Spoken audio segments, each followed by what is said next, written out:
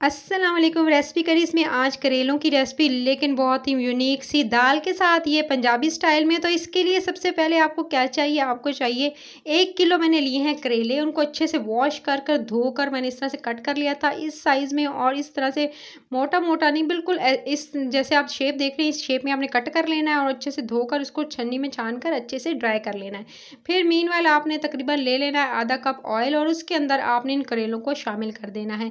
सारे करेलों को आप इसी तरह अच्छे से शामिल कर देंगे, और जी करेले शामिल कर लेने के बाद फिर आपने इसको क्या करना है गाइस, अब आपने जो है इसको अच्छा बनाने का तरीका बताती हूँ। ना इसमें मैंने नमक शामिल किया है, ना मैंने इसमें हल्दी शामिल किया, यानी लगाकर आप छोड़ देते हैं, नहीं कुछ भी नहीं, करवाहट होगी भी नहीं गाइस।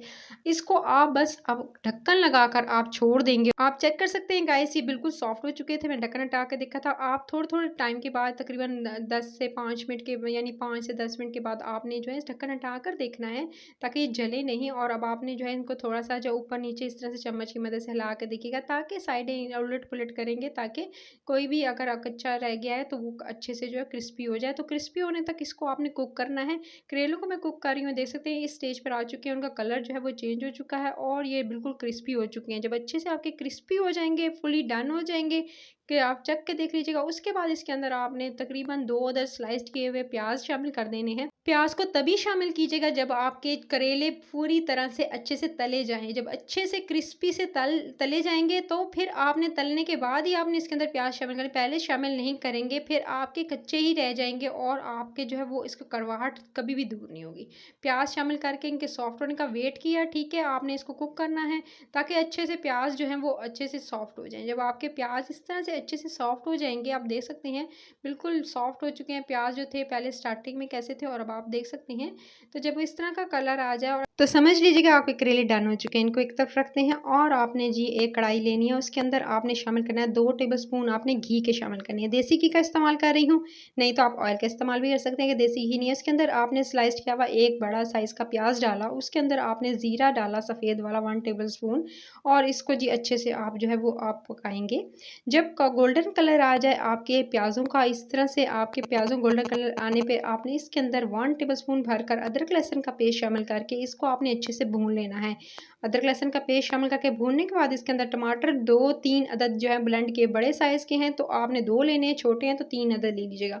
उसके अंदर मसाले शामिल कर रही हूँ, सब्ज़ धनिया पिसा हुआ 1 टीस्पून, हल्दी हाफ़ टी स्पून, मिर्ची 1 टीस्पून, कुटी हुई लाल मिर्च हाफ़ टी स्पून, नमक जो है वो तकरीबन 1 टीस्पून इसके अंदर शामिल किया, और तमाम मसाले शामिल करने के बाद इसको टमाटरों के साथ अच्छे से आपने भून लेना है।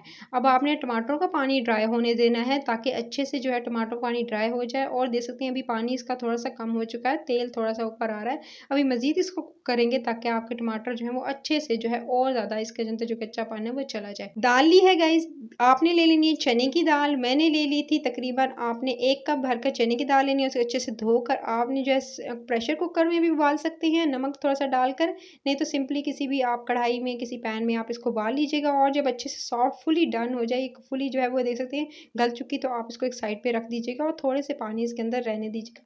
पानी की मिकदार बता देती हूँ, अगर आपके पास 1 कप दाल है तो इसके अंदर 2 से ढाई जो है वो कप पानी डाल के इसको बॉयल कर लीजिएगा। अच्छे से टमाटर जो थे वो गल चुके थे, और उसके अलावा यानी टमाटर का जो पेस्ट था वो अच्छे से तेल ऊपर आ चुका था। उसके अंदर दाल शामिल कर दी बॉयल की हुई, पानी जो थोड़ा-सा इसके अंदर स्टॉक था वो भी उसी समेत मैंने ऐड कर दी है। और उसके बाद जी आप दाल को मसाले के साथ थोड़ा-सा आप पकाएँगे, ताकि अच्छा-सा टेस्ट आ जाए। तो आपने जो है दाल शामिल करने के बाद आपने टमाटरों के पेस्ट के अंदर अब आपने इसे थोड़ा-सा कवर कर देना है। कवर करके छोड़ देंगे, और जब अच्छे से दे सकते हैं बिल्कुल अच्छे से पक चुकी थी, पानी ड्राई हो चुका था, और इस तरह से पानी ड्राई हो जाए तो अब लेकिन हल्की-हल्की ग्रेवी आपको नज़र आ रही होगी, तो अब आपने इसके अंदर शामिल कर देने हुए तले हुए जो आपके करेले थे वो इसके अंदर शामिल कर देंगे, और इसको पकाएँगे। मज़ीद आपने इसको अच्छे से पकाना है, ताकि इसके अंदर अच्छा-सा टेस्ट आ जाए, और आपके जो करेले और दाल हैं उनका फ्यूज़न बहुत ही मज़े का लगता है गाइस। तो आपने इस रेसिपी को जो है वो ज़रूर बनाना है, और तंदूरी रोटी के साथ आप इसको जो है वो ज़रूर एंजॉय कीजिएगा।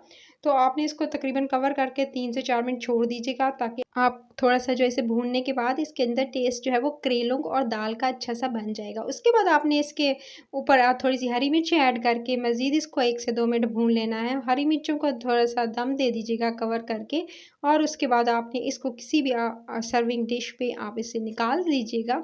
सर्विंग डिश में आप इसे निकालेंगे, मिट्टी का ये मैं मज़ेदार सा बर्तन इस्तेमाल कर रही हूँ। रेसिपी पसंद आई है तो रेसिपी करी चैनल को सब्सक्राइब करें, वीडियो को लाइक करें, शेयर करें। टेक केयर, रहने के बाद।